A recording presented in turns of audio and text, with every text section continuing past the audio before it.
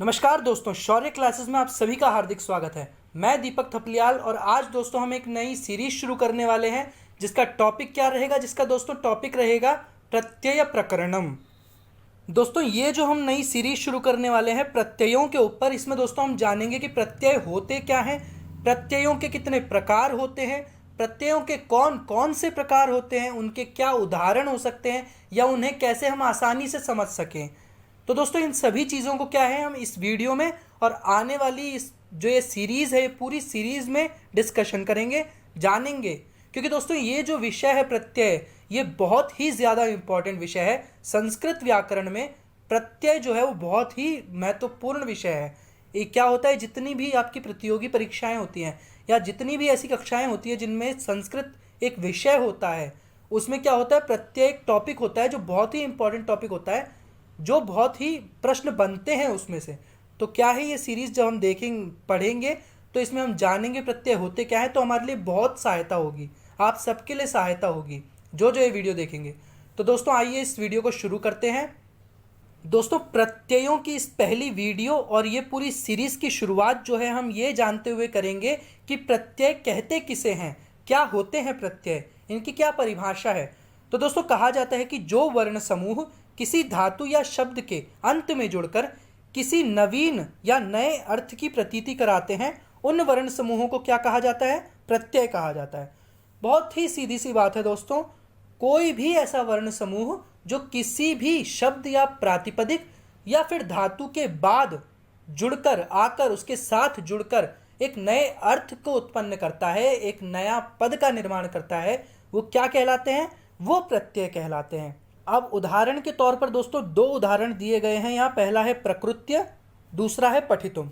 अब जो प्रकृत्य पहला उदाहरण है वो क्या है दोस्तों, प्र उपसर्ग है, इसमें क्री धातु है और ल्यप प्रत्यय है। ल्यप प्रत्यय के जुड़ने पर प्रकृत्य पद बना है, ठीक है, इन तीनों के जुड़ने पर। ऐसे ही दोस्तों पठितुम उदाहरण है। पठितुम क्या है, पठ धातु है इसमें जिसके साथ तुमन प्रत्यय जुड़ा है और पठितुम पद बना है जिसका अर्थ होता है पढ़ने के लिए, ठीक है। तो पठितुम पद जो बना है वो प्रत्यय जुड़कर बना है और इसमें प्रत्यय क्या है, तुमुन प्रत्यय है। ऐसे ही प्रकृत्य में ल्यप प्रत्यय है। तो ये होता है दोस्तों प्रत्यय। अब दोस्तों प्रत्ययों की परिभाषा देखने के बाद, यह जानने के बाद कि प्रत्यय क्या होते हैं, अब हम जानेंगे कि प्रत्यय के प्रकार कौन कौन से और कितने होते हैं, ठीक है। तो दोस्तों हम थोड़े भिन्न तरीके से पढ़ेंगे, थोड़ा अलग जाके पढ़ेंगे। देखो प्रत्यय जो होते हैं वो मुख्य रूप से दो प्रकार के होते हैं, ठीक है, दो रूपों में जाने जाते हैं। प्रकार तो बहुत होते हैं पर दो मुख्य रूपों में जाने जाते हैं। कौन से, एक होता है धातुओं के साथ जुड़ने वाले प्रत्यय और एक होता है शब्दों या प्रातिपदिकों के साथ जुड़ने वाले प्रत्यय, ठीक है। तो पहला जो है, जो धातुओं के साथ जुड़ने वाले प्रत्यय होते हैं वो होते हैं तिंग प्रत्यय, और तिंग प्रत्ययों से जो पद बनते हैं वो कहलाते हैं तिङन्त प्रत्यय।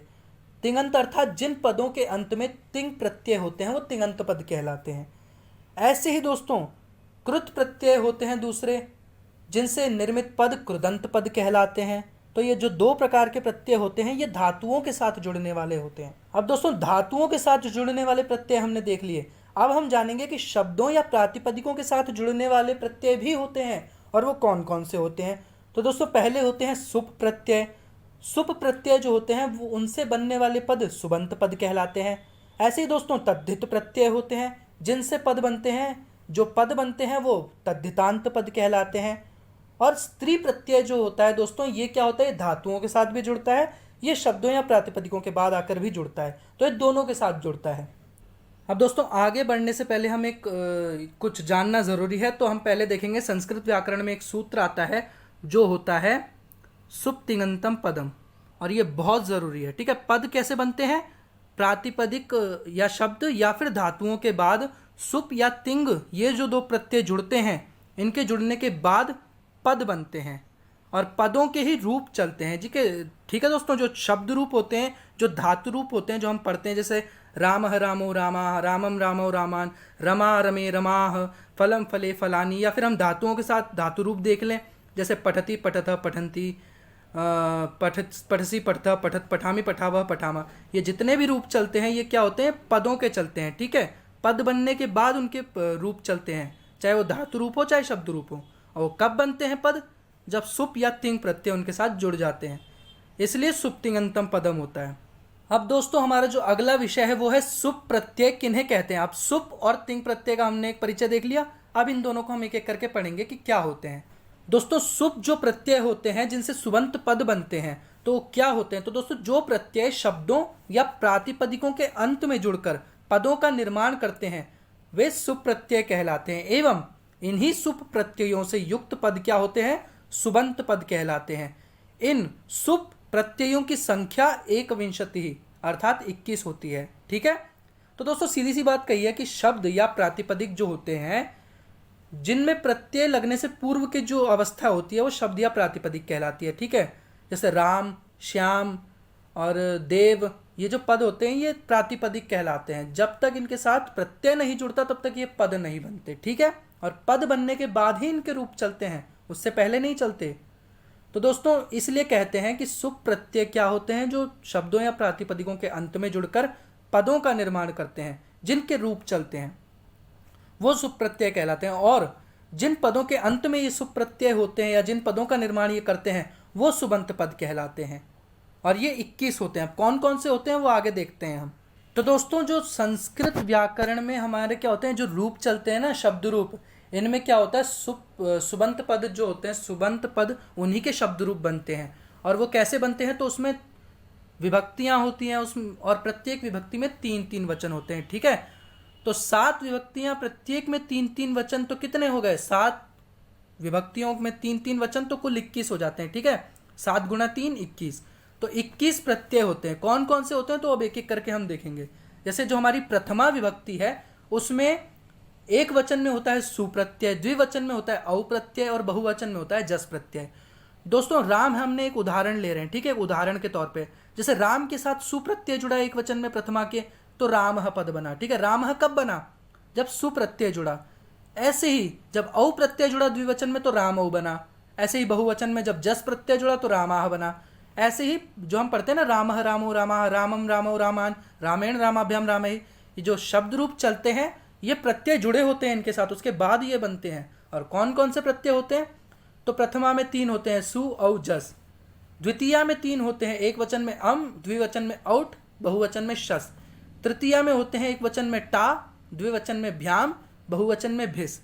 ये मैं प्रत्यय बता रहा हूँ, आप नोट कर लीजिएगा, इसे देखिए वीडियो 1-2 बार, आपको समझ आ जाएगा। ठीक है, अब दोस्तों हमने देखा कि प्रथमा द्वितीया में क्या था, प्रथमा द्वितीया में था कि जो द्विवचन के होते हैं वो दोनों सेम होते हैं। ठीक है, औ, और तृतीया चतुर्थी पंचमी इनमें जो द्विवचन के सेम होते हैं और षष्ठी सप्तमी में सेम होते हैं। तो द्विवचन क्या होता है, बहुत ईजी होता है समझने में। ठीक है, जैसे तृतीया में द्विवचन में तृतीया में जो एक वचन का टा है वो तो हमने देख लिया, भ्याम भिस। ऐसे चतुर्थी में भी क्या है, चतुर्थी में भी भ्याम ही है द्वितीया का, द्विवचन का, और पंचमी में भी भ्याम ही है। ठीक है, ऐसे क्या है, चतुर्थी का एक वचन में ज्ञे है, राम के साथ जुड़ के जो रामाय पद बनाता है। ऐसे द्विवचन में भ्याम है जो हम देख चुके हैं, रामाभ्याम बनता है, और बहुवचन में भ्यस है प्रत्यय जो रामेभ्य बनाता है। ऐसे ही पंचमी में ngसी प्रत्यय होता है एक वचन में, द्विवचन में होता है भ्याम प्रत्यय, और बहुवचन में होता है भ्यस प्रत्यय। तो यहाँ बहुवचन में भी सेम होता है चतुर्थी और पंचमी में। उसके बाद षष्ठी में आता है, एक वचन में होता है गस प्रत्यय, द्विवचन में होता है ओस प्रत्यय, ओस प्रत्यय, और बहुवचन में होता है आम प्रत्यय। ठीक है, ऐसे ही दोस्तों सप्तमी में क्या होता है, एक वचन में होता है ङी प्रत्यय, द्विवचन में होता है ओस प्रत्यय, और बहुवचन में होता है सुप प्रत्यय। तो दोस्तों सुप से ही शुरू होता है एक वचन में और सुप पे ही आके सप्तमी के बहुवचन पे खत्म हो जाते हैं। इसी प्रकार क्या होता है, कुल 21 प्रत्यय होते हैं जिनके जुड़ने के बाद पद बनते हैं जो सुबंत पद कहलाते हैं सुप प्रत्ययों को जुड़ने से, और उन्हीं के शब्द रूप बनते हैं। ठीक है, तो अब इन प्रत्ययों का आप नोट कर लीजिएगा, आप 1-2 बार वीडियोस देखेंगे आपको समझ आ जाएगा। ध्यान से पढ़िए ताकि पेपरों में आपके काम आए। दोस्तों हमने सुप प्रत्यय पढ़ लिया, अब आते हैं हम तिंग प्रत्यय पे। ठीक है, तिंग प्रत्यय जो होते हैं उनसे तिङंत पद निर्मित होते हैं, और वो किन्हें कहते हैं तो आइए देखते हैं। तो दोस्तों कहा जाता है जो प्रत्यय धातुओं के अंत में जुड़कर पदों का निर्माण करते हैं वे तिंग प्रत्यय कहलाते हैं, एवं इन्हीं तिंग प्रत्ययों से युक्त पद तिङंत पद कहलाते हैं। और इन तिंग प्रत्ययों की संख्या कितनी होती है, इनकी संख्या होती है 18 अर्थात 18। तो सीधी सी बात दोस्तों, इन्होंने बहुत ही साधारण तरीके से बताया कि शब्दों या प्रातिपदिकों के बाद जुड़ने वाले सुप्रत्यय हो गए जो शब्द रूप बनाते थे। ऐसे ही धातु रूप का निर्माण करने वाले होते हैं जो तिंग प्रत्यय होते हैं, जिनसे तिङंत पद बनते हैं और वो पद बनने के बाद धातु रूप चलते हैं उनके। और तो सीधी सी बात ये हो गई। और तिंग प्रत्यय कितने होते हैं? ये 18 होते हैं। ठीक है, कौन कौन से होते हैं दोस्तों? तिंग प्रत्यय क्या टोटल 18 होते हैं। कौन कौन से होते हैं? तो दोस्तों ये दो प्रकार के होते हैं। एक तो होते हैं परस्मय पदी, ठीक है,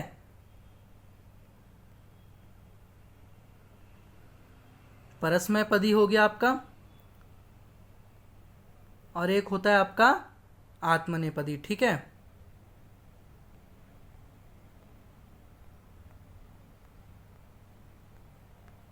ये दो प्रकार के आपके प्रत्यय होते हैं। अब परस्मय पदी भी आपके 9 होते हैं और आत्मनेपदी भी आपके 9 होते हैं। ठीक है, और ये 9 मिलके कुल 18 प्रत्यय हो जाते हैं जो होते हैं तिंग प्रत्यय। अब दोस्तों हम सबसे पहले पढ़ेंगे परस्मय पदी धातुओं के साथ जुड़ने वाले 9 प्रत्यय। दोस्तों धातुएं जो होती हैं वो 3 प्रकार की होती हैं। ठीक है, एक होता है परस्मय पदी, एक होता है आत्मनेपदी और एक होता है उभयपदी। ठीक है, परस्मय पदी धातुएं, आत्मनेपदी धातुएं अलग अलग होती हैं और उभयपदी धातुओं में दोनों मिक्स होती हैं। ठीक है, तो यहाँ जो प्रत्यय हैं, ये जो तिंग प्रत्यय हैं, ये 9 परस्मय पदी धातुओं के साथ जुड़ते हैं 9 प्रत्यय, और 9 ही किसके साथ जुड़ते हैं? आत्मनेपदी के साथ। तो अभी हम परस्मय पदी को देखेंगे। तो इनका क्या है, धातु रूप कैसे बनते हैं दोस्तों? 3 पुरुष होते हैं उसमें, प्रथम पुरुष, मध्यम पुरुष, उत्तम पुरुष, और तीनों पुरुषों में 3-3 वचन होते हैं, एक वचनम, द्विवचनम, बहुवचनम। ऐसे ही 3 गुणा 3 9 हो जाएगा। ठीक है, 3 3 9। तो ऐसे 3 पुरुषों में 3-3 वचन होते हैं, तो 9 कुल प्रत्यय हो गए। कौन कौन से? तो दोस्तों ये 9 प्रत्यय कुछ इस प्रकार होते हैं। जैसे प्रथम पुरुष में होता है तिप प्रत्यय, एक वचन में तिप प्रत्यय होता है, द्विवचन में तस प्रत्यय होता है, बहुवचन में झी होता है। ठीक है, तिप तस झी। ऐसे ही मध्यम पुरुष में एक वचन में होता है सिप प्रत्यय, द्विवचन में होता है थस प्रत्यय और बहुवचन में होता है थ प्रत्यय।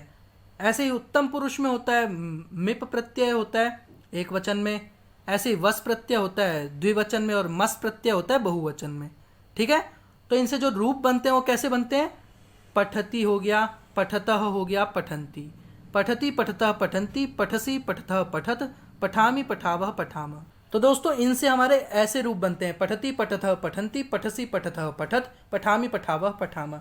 ये परस्मय पदी धातुओं से बनने वाले धातु रूप होते हैं, जिनके साथ 9 प्रत्यय जुड़ने के बाद ऐसे बनते हैं। अब दोस्तों हमने परस्मय पदी धातुएं देख ली। अब आत्मनेपदी धातुओं के साथ जुड़ने वाले भी 9 प्रत्यय होते हैं। तो इनके बाद क्या होता है? परस्मय पदी और आत्मनेपदी मिलकर 18 प्रत्यय हो जाते हैं। तो ये जो आत्मनेपदी धातुएं जो होती हैं उनके साथ जुड़ने वाले जो 9 प्रत्यय हैं वो कौन कौन से होते हैं? तो दोस्तों एक वचन में होता है त, द्विवचन में होता है आताम, फिर झ। ऐसे ही मध्यम पुरुष में एक वचन में थास, द्विवचन में आथाम, बहुवचन में ध्वम। ऐसे ही उत्तम पुरुष में इट, वही, महिंग। और इनसे जो रूप बनते हैं, जैसे वर्ध धातु उदाहरण के तौर पे ली, तो वर्ध धातु के साथ ये जुड़ते हैं। तो रूप कैसे बनते हैं? वर्धते, वर्धेते, वर्धन्ते, वर्धसे, वर्धेथे, वर्धध्वे, वर्धे, वर्धावहे, वर्धामहे। ऐसे करके इनके रूप चलते हैं। ठीक है, तो ये होती है आत्मनेपदी धातुएं, जिनसे धातु रूप कुछ इस प्रकार से बनते हैं। कब? जब उनके साथ 9 प्रत्यय ये जुड़ते हैं। तो ऐसी 9 प्रत्यय हमने परस्मय पदी के साथ जुड़ने वाले देखे, 9 आत्मनेपदी के साथ जुड़ने वाले, ये 18 कुल मिला के तिंग प्रत्यय हो गए। तो तिंग प्रत्यय भी हमने पढ़ लिया क्या होते हैं। अब दोस्तों सुप और तिंग प्रत्यय तो हमने पढ़ लिए। अब आते हैं हम अपने मुख्य विषय पे, जो कृत और तद्धित प्रत्यय हम पढ़ेंगे, जो पूरी सीरीज चलेगी इन पे, इन 2 प्रत्ययों पे। तो जिनमें से पहला है कृत प्रत्यय, जिनसे बनने वाले पद कृदंत पद कहलाते हैं। तो दोस्तों कृत प्रत्यय किन्हें कहते हैं? कृत प्रत्यय क्या होते हैं? तो दोस्तों इनकी परिभाषा में कहा जाता है कि धातुओं के साथ जोड़े जाने वाले प्रत्यय कृत प्रत्यय कहलाते हैं, एवं इस प्रक्रिया से बनने वाले पदों को कृदंत पद कहा जाता है। कृत प्रत्ययों से 3 प्रकार के शब्द जो होते हैं वो निर्मित होते हैं। कौन कौन से? अव्यय, विशेषण और संज्ञा। तो दोस्तों सीधी सी बात है, धातुओं के साथ तो तिंग प्रत्यय भी जोड़े जाते हैं और कृत प्रत्यय भी जोड़े जाते हैं। अंतर बस इतना है कि क्या होता है, तिंग प्रत्यय जो होते हैं वो धातु रूप बनाते हैं, उनके द्वारा बने पदों के धातु रूप चलते हैं। ठीक है, चलते तो कृत प्रत्ययों के भी है, पर ये भी धातुओं के साथ ही जुड़ता है, और इससे बनने वाले पद कृदंत पद कहलाते हैं। ठीक है, ये विभाजन है एक तरह से प्रत्ययों का अलग अलग। तो तिंग प्रत्यय तो निर्धारित होते हैं कि वो तो 18 ही है, लेकिन कृत प्रत्यय क्या है? वो उनका कोई निर्धारण नहीं है। ठीक है, जो अभी तक हमने प्रत्यय पढ़े सुप और तिंग, उनका निर्धारण था। सुप होते हैं 21, तिंग होते हैं 18, याद रखिएगा। लेकिन कृत प्रत्यय और तद्धित प्रत्यय इनकी कोई सीमा नहीं होती है, मतलब इनके निर्धारित नहीं है कितने प्रकार हैं, कितने प्रत्यय आते हैं इनके अंतर्गत। बहुत सारे प्रत्यय आते हैं। ठीक है, तो अब हम मुख्य मुख्य प्रत्ययों को पढ़ेंगे, कौन कौन से प्रत्यय होते हैं। उससे पहले हम ये देखें कि कृत प्रत्यय जो होते हैं, इनसे बनने वाले जो कृदंत पद होते हैं वो 3 प्रकार के होते हैं। ठीक है, कौन कौन से? पहला होता है अव्यय पद बनते हैं, दूसरे विशेषण पद बनते हैं, तीसरे संज्ञा पद बनते हैं। मतलब ऐसे पद बनते हैं जो या तो अव्यय होते हैं, अव्यय मतलब जिनके रूप नहीं चलते, या वो विशेषण होते हैं किसी शब्द के, या संज्ञा पद होते हैं। तो ऐसे 3 प्रकार के पद बनते हैं कृदंत पद। अब दोस्तों कृत प्रत्यय के बारे में ही कहा जाता है कि इनकी संख्या अनिश्चित मानी गई है, जैसा कि हम पढ़ चुके हैं। इनकी कोई निश्चित सीमा नहीं है। कुछ लोग बोलते हैं 140 के करीब प्रत्यय होते हैं, लेकिन अब इतने प्रत्यय हम नहीं पढ़ पाएंगे, तो हम क्या करेंगे, मुख्य मुख्य प्रत्ययों को पढ़ेंगे कि मुख्य मुख्य कृत प्रत्यय कौन कौन से होते हैं जो परीक्षाओं में आते हैं, ज़्यादातर पूछे जाते हैं या मिलते हैं हमें। अब दोस्तों सबसे पहला कृत प्रत्यय जो हम पढ़ेंगे समझेंगे वो है त्वा प्रत्यय। ठीक है, त्वा प्रत्यय हम देखेंगे कि होता क्या है, इसके कौन कौन से प्रकार होते हैं, उदाहरण कौन कौन से होते हैं, किसे कहते हैं। दोस्तों त्वा प्रत्यय में भी सबसे पहले हम जानेंगे कहते किसे हैं। तो कहा जाता है कि जब एक वाक्य में 2 अथवा अधिक धातुओं का प्रयोग होने पर यदि पहली वाली क्रिया की समाप्ति पर बाद वाली क्रिया निर्भर हो और दोनों क्रियाओं का कर्ता एक ही हो, तो पहली वाली क्रिया की अभिव्यक्ति क्या होती है, त्वा प्रत्यय को जोड़कर की जाती है।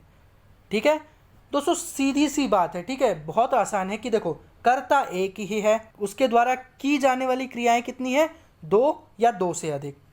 अब क्या होगा जब इतनी होगी, तो एक क्रिया करने के बाद दूसरी क्रिया की जा रही है, जब ऐसी सिचुएशन हो। ठीक है, मतलब एक क्रिया खत्म हो गई फिर दूसरी की जा रही है, तो क्या होगा, जो पूर्व क्रिया है जो करने के बाद दूसरी की जा रही है, तो उस पूर्व क्रिया के स्थान पर ही त्वा प्रत्यय जुड़ता है। ठीक है, कर्ता एक ही है, क्रिया 2 या 2 से अधिक है, और पूर्व क्रिया जिसकी पूर्ति होने के बाद अगली क्रिया की जानी है वाली है, तो पूर्व क्रिया क्या है, उसी के स्थान पर त्वा प्रत्यय जुड़ेगा। और इसका अर्थ कब जुड़ता है, ये कर अथवा कर के अर्थ में त्वा प्रत्यय का प्रयोग किया जाता है। जैसे मैंने ये करके ये किया, ठीक है, मैं यहाँ जाके ये काम करता हूँ, तो ऐसे करके जा कर करके इनके अर्थ में क्या होता है, त्वा प्रत्यय जुड़ता है। उदाहरण के तौर पे जैसे सागरः गृहं गत्वा पठति। अब इस वाक्य में दोस्तों 2 वाक्य हैं, एक तो सागरः गृहं गच्छति और सागरः पठति। तो घर जाकर के पढ़ता है, घर जाने के बाद पढ़ता है।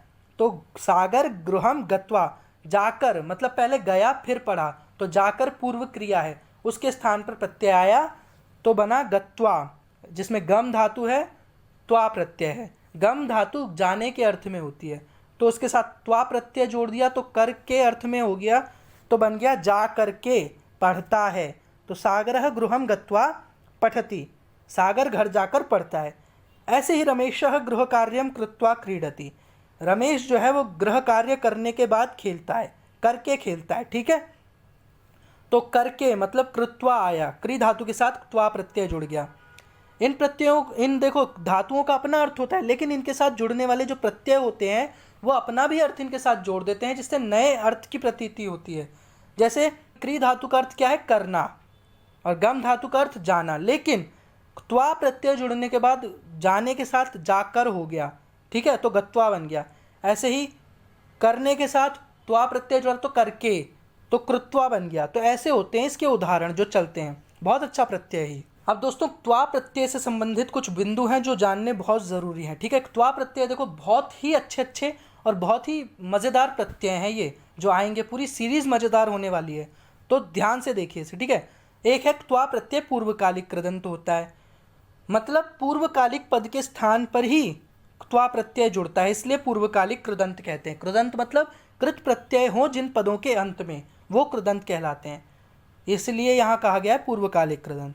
ऐसे ही दोस्तों त्वा प्रत्ययांत पद जो होते हैं वो अव्यय कहलाते हैं, जिनके रूप नहीं चलते। तो अव्यय होते हैं जिनके रूप नहीं चलते, ये पद त्वा प्रत्ययांत पद होते हैं जो। ऐसे ही दोस्तों एक बिंदु है, त्वा प्रत्यय के क वर्ण की लशक्व तद्धिते नामक सूत्र से इत संज्ञा होकर लोप हो जाता है, अतः त्वा शेष रहकर जुड़ता है। तो दोस्तों होता है, देखो कुछ प्रत्यय होते हैं ना, उनके क्या होते हैं, कुछ वर्ण लोप हो जाते हैं, तो लोप कब होते हैं? इत संज्ञा होने के बाद। और इत संज्ञा कैसे होती है वर्णों की? उनके लिए अलग अलग सूत्र दिए जाते हैं संस्कृत व्याकरण में। अगर आप कोई प्रतियोगी परीक्षा दे रहे हैं तो ये बहुत महत्वपूर्ण है जानना कि कौन से सूत्र से कौन से वर्ण का लोप हो रहा है। ठीक है, पेपर में पूछ लेते हैं कभी कभी, और क्या होता है इनके उदाहरण पहचानने में भी आपको आसानी होती है ये जानने में।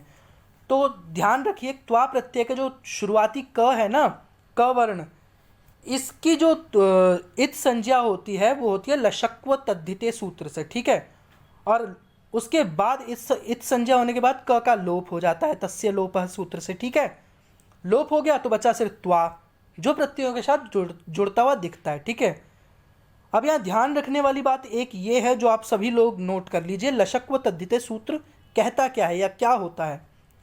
दोस्तों, लशक्व तद्धिते जो सूत्र है उसके अनुसार ल, श और कु अर्थात क वर्ग, ये जो वर्ण है यदि अतद्धित प्रत्यय के आदि में हो तो उनकी इत संज्ञा हो जाती है। अतद्धित मतलब ऐसे प्रत्यय जो तद्धित नहीं है, और तद्धित नहीं है कौन से हैं? कृत प्रत्यय हैं। तो सीधी सी बात है, कृत प्रत्यय के पहले अगर ये ल, श, कु ये पहले वर्ण होंगे अगर कृत प्रत्यय के, तो उनकी इत संज्ञा हो जाएगी लशक्व तद्धिते सूत्र से, सीधी सी बात। अब दोस्तों कुछ उदाहरण हैं हमारे त्वा प्रत्यय के। ठीक है, अब त्वा प्रत्यय के जो उदाहरण हैं वो कुछ इस प्रकार हैं। जैसे क्री धातु के साथ त्वा प्रत्यय जोड़ते हैं तो क्या होता है? देखो, ये जो क है, ये जो क है, इस क की तो देखो लोप हो गया। ठीक है, किससे? लशक्व तद्धिते सूत्र से। तो बचा क्या? बचा त्वा। ठीक है, अब यही त्वा क्री के साथ जुड़ रहा है तो यहाँ हमने क्या कर दिया? धातु है हमारी क्री, ऐसे ही त्वा प्रत्यय बचा तो बन गया क्या? कृत्वा। ठीक है, बन गया कृत्वा। ऐसे ही दा के साथ है, दा तो ऐसा का ऐसा ही आ गया, उसके साथ त्वा का क हट गया, किससे? लशक्व तद्धिते सूत्र, वही बात, त्वा बचा। ऐसे ही क्या बन गया? हमारा दात्वा बन गया। ठीक है, दात्वा भी ऐसे ही बनता है। ऐसे ही दोस्तों गम गत्वा भी बनता है, गम धातु है, त्वा प्रत्यय है, तो क हट गया, लशक्व तद्धिते सूत्र से गत्वा बन गया। भू धातु के साथ जब त्वा प्रत्यय जुड़ता है तो भूत्वा बनता है। ऐसे ही क्री धातु के साथ क्रीत्वा बन गया, ज्या धातु के साथ ज्यात्वा बन गया। तो दोस्तों ये सभी जो उदाहरण हैं ये इसी प्रकार बनते हैं। ठीक है, ध्यान रखिएगा, ऐसा कोई भी उदाहरण मिलता है समझ लो त्वा प्रत्यय का है। बहुत ही आसान और बहुत ही मज़ेदार ये प्रत्यय। अब दोस्तों इसके अलावा भी कुछ उदाहरण होते हैं। ठीक है, उनके लिए क्या है, एक बिंदु नोट कर लीजिए, बहुत इंपॉर्टेंट है कि कुछ धातुओं में इट का आगम हो जाता है। ठीक है, इट का आगम हो गया तो इत्वा शेष बचता है। इट आगम मतलब इत्वा शेष बचता है, मतलब ई और जुड़ जाता है। त्वा तो पहले से ही बचता था, अब उसमें ई और आ गया तो इत्वा बचता है। तो जैसे पठ धातु है, अब क का तो लोप हो गया। ठीक है, ये जो क है इसका लोप हो गया पहले क का, किससे? लशक्व तद्धिते से। त्वा था, अब इन्होंने बोला इट का आगम हो गया तो ई और हो गया, तो ठ में ई जुड़ जाएगा। तो जैसे पठ है, ठीक है, पठ है, अब पठ में ई तो यहाँ जुड़ गया, ठ में बचा त्वा आ गया, तो इत्वा लगने के बाद पठित्वा बन गया। ऐसे दोस्तों क्रीड के साथ इत्वा जुड़ेगा तो क्रीडित्वा बन गया, क्रम के साथ क्रमित्वा, ऐसे ये हो गया, क्रंदित्वा भी ऐसे ही बना, ग्रहीत्वा भी ऐसे ही बना। इसी प्रकार से ये बहुत सारे ऐसे आपको उदाहरण मिलेंगे। ठीक है, बहुत सारे मिलेंगे आपको, जहाँ भी ऐसा कोई मिले इत्वा या त्वा करके समझ लो वो इसका उदाहरण है, त्वा प्रत्यय का। ठीक है, तो ये हो गए त्वा प्रत्यय के उदाहरण। अब दोस्तों हमने त्वा प्रत्यय पढ़ लिया, अब बहुत ही इंपॉर्टेंट प्रत्यय है ल्यप प्रत्यय। ठीक है, ल्यप प्रत्यय भी क्या है, त्वा प्रत्यय का ही भाग माना जाता है। ल्यप प्रत्यय अलग से प्रत्यय होता है, लेकिन ये भी इसी के साथ पढ़ा जाता है क्योंकि ये इससे संबंधित होता है। ठीक है, अब कैसे? तो दोस्तों देखो, जैसे कि क्या है, जब धातु से पहले कोई उपसर्ग लगता है तो त्वा प्रत्यय के स्थान पर ल्यप प्रत्यय का आदेश हो जाता है। ठीक है, अर्थात कर अथवा कर के अर्थ में ही ल्यप प्रत्यय का प्रयोग होता है। दोस्तों सीधी सी बात है, जो अर्थ त्वा प्रत्यय का है वही ल्यप प्रत्यय का भी है, सेम अर्थ है दोनों का, समान अर्थ। अंतर क्या है? अंतर ये है कि जब धातु से पूर्व में कोई भी प्रत्यय लग जाए तो क्या होगा, धातु के बाद आने वाला त्वा प्रत्यय हट जाएगा और बोलेगा जी भैया ल्यप को ले आओ, हमारा भाई ल्यप, वो लगेगा यहाँ, तो ल्यप आके लग जाएगा। तो कब? तो यही इसकी कथा है कि ल्यप प्रत्यय त्वा के स्थान पर लगेगा। कब लगेगा? जब धातु के पहले कोई भी प्रत्यय जुड़ेगा। ठीक है, मतलब धातु के पहले कोई भी उपसर्ग जुड़ेगा, प्रत्यय नहीं, प्रत्यय तो बाद में जुड़ता है। तो हाँ दोस्तों, कोई भी उपसर्ग की महत्वपूर्ण भूमिका है यहाँ। यदि किसी धातु के पूर्व में कोई उपसर्ग आ गया तो उसके बाद त्वा प्रत्यय नहीं लगेगा, होगा तो हटा देना, क्योंकि उसके बाद क्या आ जाएगा, ल्यप आ जाएगा। यही यहाँ कहता है ये परिभाषा, ठीक है, यही कहती है। अब दोस्तों यही बात हम उदाहरणों के द्वारा समझेंगे, बहुत जल्दी और आसानी से समझ आएगी, ठीक है। जैसे हमारी भू धातु है और इससे पहले अनु उपसर्ग है, ठीक है। अनु उपसर्ग लगा भू धातु से पहले, इसलिए ल्यप प्रत्यय आ गया। अगर अनु उपसर्ग नहीं होता, ठीक है, नहीं होता, तो यहाँ क्या होता, यहाँ त्वा प्रत्यय हो जाता। क्या होता, यहाँ त्वा प्रत्यय हो जाता, ठीक है। अब दोस्तों उदाहरणों के द्वारा सेम बात को समझेंगे, ठीक है, बहुत ईजी होगा, ध्यान देने लायक है। देखो ध्यान से देखो, बहुत आसानी से समझ आएगा। जैसे भू धातु है, ठीक है, भू धातु के पहले अनु उपसर्ग लगा है, इसीलिए बाद में ल्यप प्रत्यय आ गया। अगर अनु उपसर्ग नहीं होता तो यहाँ क्या होता, यहाँ त्वा प्रत्यय होता, ठीक है, ल्यप नहीं होता, त्वा होता। त्वा क्यों नहीं है, त्वा प्रत्यय इसलिए नहीं है क्योंकि भू से पहले अनु उपसर्ग आया है। अगर अनु को हटा देते तो भू के साथ त्वा जुड़ता, भूत्वा बन जाता। यहाँ अनु उपसर्ग आ गया, इसलिए ल्यप प्रत्यय का क्या है, ल्यप प्रत्यय का अनुभूय जुड़ा है, ठीक है, अनुभूय पद बना है, जिसका अर्थ होता है अनुभव करके। ऐसे उप क्री धातु के साथ उप प्रत्यय जुड़ा है, ठीक है, इसलिए ल्यप आ गया, वरना त्वा प्रत्यय आ जाता अगर उपसर्ग नहीं होता तो। ऐसे ये उपकृत्य बन गया, क्यों बना, क्योंकि ल्यप प्रत्यय आ गया, उपकार करके अर्थ होता है। ऐसे गम धातु के साथ आंग प्रत्यय जुड़ा, इसलिए ल्यप आ गया और आगम्य बना, अर्थात आ करके। तो दोस्तों ये हो गए इसके उदाहरण कुछ, जिनके माध्यम से समझते हैं आसानी से। तो दोस्तों अब ल्यप प्रत्यय के कुछ महत्वपूर्ण बिंदु जानना भी जरूरी है ल्यप प्रत्यय के बारे में, ठीक है, जिनमें से पहला है ल्यप प्रत्यय पूर्वकालिक कृदंत है। दोस्तों त्वा प्रत्यय की तरह यह भी एक पूर्वकालिक कृदंत है, अर्थ पहले ही बता चुके हैं। इसके बाद यह भी अव्यय कहलाते हैं, इससे भी बने पद जो होते हैं त्वा प्रत्यय की तरह ही, जिनके रूप नहीं चलते। हाँ, अब इसके बाद ये बात आती है कि ल्यप प्रत्यय के ल वर्ण की लशक्व तद्धिते नामक सूत्र से, जो शुरुआती ल है उसकी लशक्व तद्धिते सूत्र से इत संज्ञा होकर लोप हो जाता है, और बाद में जो प वर्ण है अंतिम ल्यप का प जो है वो हलंत्यम सूत्र से इत संज्ञा होती है उसकी, और उसके बाद तस्य लोप से लोप हो जाता है। तो बचता क्या है, य, और य ही क्या है, धातुओं, य ही क्या है, वो धातुओं के साथ जुड़ा हुआ दिखता है, ठीक है।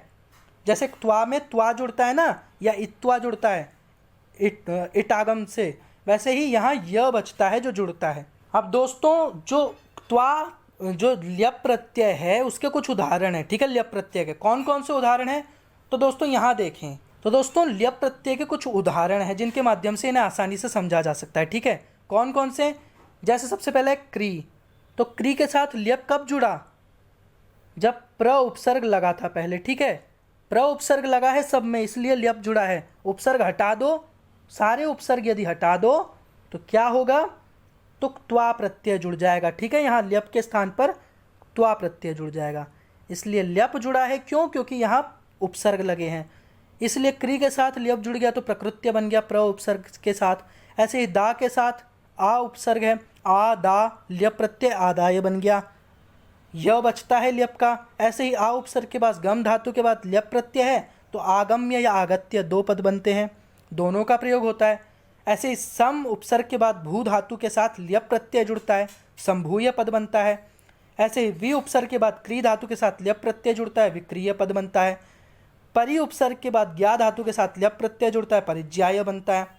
तो ये क्या होते हैं, सारे उदाहरण हैं, ठीक है, जो ल्यप प्रत्यय के होते हैं। अब दोस्तों त्वा और ल्यप दोनों हमने पढ़ लिए, ठीक है। तो अब त्वा प्रत्ययांत पदों का ल्यप प्रत्ययांत पदों में परिवर्तन कैसे होता है ये जानेंगे। तो दोस्तों सबसे पहले तो अगर देखो, एक धातु है क्षम, ठीक है, उसका त्वा प्रत्यय के साथ जुड़ने पर बनता है क्षमित्वा, इत्वा बन जाता है, ठीक है, इट का आगम होकर इत्वा जुड़ता है अंत में, तो क्षमित्वा हो गया उस तरीके से। लेकिन इससे पहले अगर हम सम उपसर्ग लगा दें, यहाँ सम उपसर्ग है, ठीक है, क्या उपसर्ग है, सम उपसर्ग है, तो क्या बन गया, सम क्षम्य, ठीक है, संक्षम्य बन गया ल्यप प्रत्यय के साथ। सम उपसर्ग नहीं होगा तो क्षमित्वा बनेगा। ऐसे ही क्षिप धातु है, यहाँ क्षिप्त्वा बनता है सिर्फ धातु धातु हो तो त्वा प्रत्यय के साथ, लेकिन इससे पहले प्र उपसर्ग है तो प्रक्षिप्य बना, ठीक है, यह अंतिम में ल्यप प्रत्यय का जुड़ के प्रक्षिप्य बन गया। ऐसे ही गय धातु है, यहाँ त्वा प्रत्यय से गीत्वा बनता है, पर ल्यप प्रत्यय के साथ वही प्र उपसर्ग जुड़ के प्रगाय बन गया। ऐसे ही जप धातु है, त्वा प्रत्यय के साथ जपित्वा बनता है और सम उपसर्ग जोड़ दो तो ल्यप प्रत्यय जुड़ने से संजप्य बन जाता है। ऐसे ही त्यज के साथ त्यक्त्वा त्वा प्रत्यय से होता है परित्यज्य बन जाता है, जब परि उपसर्ग जोड़ दो तो ल्यप प्रत्यय का य हो जाता है तो परित्यज्य बन जाता है। ऐसे ही दोस्तों आगे भी चलता है, जैसे नी धातु है उसके साथ नीत्वा बनता है त्वा प्रत्यय के साथ, और आ उपसर्ग जोड़ दो तो आनीय बन जाता है ल्यप प्रत्यय आने से। ऐसे ही पत धातु के साथ त्वा के साथ पतित्वा बनता है, ल्यप के साथ निपत्य बनता है क्योंकि नी उपसर्ग आ गया। ऐसे ही लब धातु के साथ लब्ध्वा बनता है त्वा प्रत्यय के साथ, और उप उपसर्ग लग गया तो ल्यप प्रत्यय हो जाता है त्वा के स्थान पर, उपलभ्य बन गया। ठीक है। ऐसे ही प्रवृत्य भी बनता है, हृ धातु है, हृत्वा बना जब त्वा प्रत्यय है, प्र उपसर्ग लगा के ल्यप प्रत्यय आ गया तो प्रहृत्य बन गया। ऐसे अर्च धातु का भी यही है, अर्चित्वा समर्च्य, सम उपसर्ग लग गया इसलिए समर्च्य बन गया ल्यप प्रत्यय जुड़ के। ऐसे ही क्रुद्ध धातु का भी है, त्वा में क्रुद्ध्वा होता है त्वा प्रत्यय के साथ, और सम उपसर्ग लगा दो तो ल्यप प्रत्यय आ जाए तो संक्रुद्ध बन गया। ऐसे चल धातु का होता है, चलित्वा इत्वा जुड़ जाता है इसलिए। और प्रचल्य कब होता है, जब प्र उपसर्ग जुड़ गया तो चल धातु के साथ ल्यप प्रत्यय लग जाता है, प्रचल्य बन जाता है। तो दोस्तों ये सारे क्या होते हैं, ये त्वा और ल्यप में आती हैं धातुएं जिनके दोनों में रूप बन जाते हैं। ठीक है। सिर्फ उपसर्ग का महत्व होता है, जहाँ उपसर्ग लग गया ल्यप प्रत्यय आ गया, उपसर्ग हट गया तो फिर त्वा प्रत्यय ही है। अब दोस्तों हम पढ़ेंगे त्वा एवं ल्यप प्रत्यय का वाक्य प्रयोग, मतलब वाक्यों में कैसे प्रयोग किया जाए इन धातुओं का। ठीक है, इन धातुओं से बने पदों का। तो देखो पहला उदाहरण जैसे कि यहाँ दिया दे रखा है, अमितः चलति अमितः विद्यालयम गच्छति। कर्ता एक ही है अमित, और क्रिया दो की जा रही है, चलना भी और विद्यालय भी जाता है। फिर तो वाक्य क्या बनेगा, चल करके विद्यालय जाता है, तो चलने के बाद विद्यालय जा रहा है। पूर्व क्रिया कौन सी होगी, चलति, उसके बाद विद्यालयम गच्छति। तो इसलिए चलति के साथ क्या जुड़ेगा, त्वा प्रत्यय। तो क्या बनेगा, अमितः चलित्वा विद्यालयम गच्छति, अमित चलकर विद्यालय जाता है, चलित्वा बन गया। अब लेकिन अगर हम चल के पहले क्या लगा दें, उपसर्ग लगा दें, जैसे प्र उपसर्ग लगा दें, तो त्वा के स्थान पर ल्यप प्रत्यय आ जाता है, और यही चीज़ क्या बनेगी, अमितः प्रचल्य विद्यालयम गच्छति। चल के पहले उपसर्ग प्र लग गया तो ल्यप प्रत्यय आ गया त्वा के स्थान पे। ऐसे ही दोस्तों दूसरा उदाहरण है, अर्जुनः सूर्यम पश्यति अर्जुनः जयद्रथम मारयति। अर्जुन एक ही करता है जो दो क्रियाएं कर रहा है, सूर्य को देख भी रहा है और जयद्रथ को मार भी रहा है। सूर्य को देखने के बाद वह जयद्रथ का वध करता है, तो सूर्य को देखना पश्यति ये क्रिया पहले हो रही है, पूर्व क्रिया है, इसलिए इसके स्थान पर क्या होगा, त्वा प्रत्यय जुड़ेगा। तो क्या होगा, दृष्ट्वा जयद्रथम मारयति। अब पश्यति का दृष्ट्वा बनता है, ठीक है, त्वा प्रत्यय के साथ, क्योंकि इसमें दृष्ट धातु होती है और त्वा प्रत्यय जुड़कर दृष्ट्वा बन जाता है। लेकिन अब इससे पहले उपसर्ग लगा दो, जैसे सम उपसर्ग लगा दिया दृष्ट धातु से पहले, तो वहीं त्वा के स्थान पर ल्यप प्रत्यय आ जाता है और संदृश्य बन जाता है। तो बन गया सम्यक रूपेण दृश्य, भली प्रकार से देखकर जयद्रथ को मारता है। त्वा प्रत्यय के साथ सिर्फ देखकर होता है, लेकिन ल्यप प्रत्यय के साथ उपसर्ग जुड़ गया सम, जिसका अर्थ होता है भली प्रकार से देखकर, सम्यक प्रकारेण दृश्य जयद्रथम मारयति। ऐसे दोस्तों तीसरा उदाहरण होता है, शिक्षकाः कथां श्रावयन्ति शिक्षकाः छात्रान् मोदयन्ति। शिक्षक एक ही करता है, शिक्षकाः जो कथा भी सुना रहा है, फिर छात्रों को मोदन भी कर रहा है, मोदयन्ति। तो क्या है, कथा सुना करके छात्रों का मोदन कर रहा है, ठीक है, आनंदित कर रहा है छात्रों को। तो क्या हो गया, त्वा प्रत्यय जुड़ जाएगा श्रु धातु के साथ, क्योंकि पूर्व क्रिया कौन सी है, सुनाकर, श्रावयन्ति। तो सुनाकर क्या है, श्रु धातु, त्वा प्रत्यय श्रावयित्वा। वहीं इससे पहले उपसर्ग लगा दो, सम उपसर्ग लगा दिया, तो क्या हो गया, देखो लिखा है सम उपसर्ग श्रु धातु से पहले लग गया, तो श्रु धातु के बाद त्वा के स्थान पर ल्यप प्रत्यय आ गया, बना क्या, संश्राव्य। शिक्षकाः कथां संश्राव्य छात्रान् मोदयन्ति। अर्थ एक ही है, बस यहाँ हो गया सम्यक प्रकारेण, क्योंकि उपसर्ग भी जुड़ गया तो ल्यप प्रत्यय आ गया। अर्थ वही है दोनों प्रत्ययों का, यहाँ सिर्फ उपसर्ग का अंतर है। अब दोस्तों गृह कार्य कुछ होता है, देखो जैसे हमने पढ़ाया पूरा आपको, अब आपको कितना समझ आया वो हमें भी पता चले, तो इसके लिए क्या है, गृह कार्य आप लोगों के लिए है। इसको आप करके देखिए, सॉल्व करिए, हमें कमेंट बॉक्स में बताइए इनके उत्तर, जिससे क्या होगा, हमें पता चलेगा आप लोग सीख रहे हैं, कितना फ़ायदा हो रहा है। जो गलती होगी हम आपको बताएंगे ठीक करके, पर कोशिश कीजिए, सीखिए, तभी आएगा।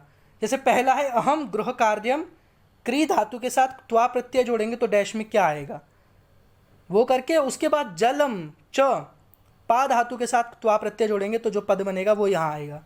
उसके बाद गृहात बहिः गमिष्यामि, ठीक है। तो ऐसे ये है, इसमें डैश भरने हैं आपको, ठीक है, रिक्त स्थान।